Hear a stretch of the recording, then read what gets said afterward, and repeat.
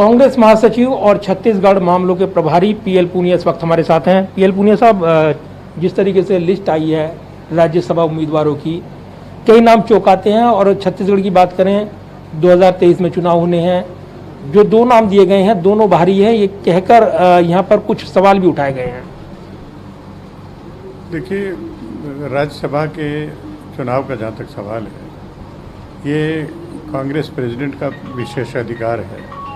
उनको जो सूचना लेनी हो वो सूचना प्रदेशों से लेती हैं, लेकिन उसके बाद जो निर्णय है वो उनका अपना है। आमतौर से जब एक से ज़्यादा सीट होती थी तो एक स्थानीय और एक बाहर से वो कैंडिडेट देते थे, तो लेकिन ये ज़रूरी नहीं, हमेशा परंपरा रही है और ये हकीकत भी रही है कि ये कांग्रेस प्रेसिडेंट का अपना अधिकार है और उसी के तहत उनका इस्तेमाल करते हुए उन्होंने निर्णय लिया है और ये सब हुआ।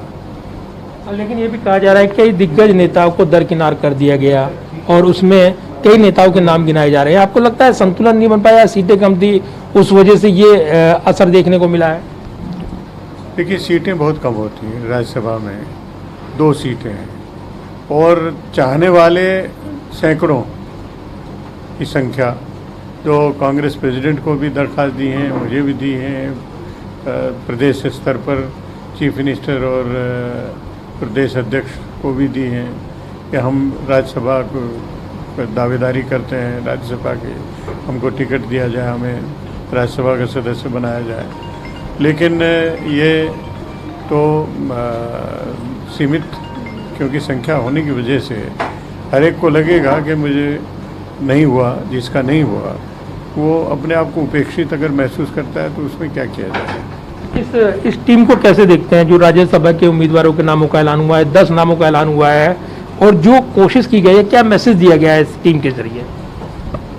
देखिए, कांग्रेस प्रेसिडेंट किसी एक प्रदेश विशेष को ध्यान में रखते हुए सूची नहीं बनाते, बल्कि पूरे हिंदुस्तान भर का के परिप्रेक्ष्य में वो सब विचार विमर्श करने के बाद और ये राज्यसभा के सदस्यों को लड़ने के लिए नामित, चुनाव के लिए नामित करते हैं, कैंडिडेट की घोषणा करते हैं, और वही ऐसा किया गया है। और मैं समझता हूँ कि बहुत सोच समझ के बहुत सही कैंडिडेट्स का चयन हुआ है और सब जगह सही है। और छत्तीसगढ़ मामलों के प्रभारी हैं आप, और छत्तीसगढ़ में चुनाव ज़्यादा दूर नहीं है, 2023 में चुनाव है। मुख्यमंत्री ने दौरे भी शुरू कर दिए विधानसभाओं के, क्या वहाँ से फीडबैक मिल रहा है आपको? देखिए, मुख्यमंत्री जी ने भेंट मुलाकात के नाम से जो विधानसभा वार दौरे शुरू किए हैं, एक दिन में पूरा दिन जिले के लिए नहीं बल्कि एक विधानसभा के लिए प्रदेश का चीफ मिनिस्टर अगर समय देते हैं तो जाहिर है कि हर तरह के व्यक्ति मिलेंगे, जो समस्याएं हैं उनकी जानकारी होगी, जो विकास की आवश्यकताएं हैं वो उसकी भी जानकारी होगी। तो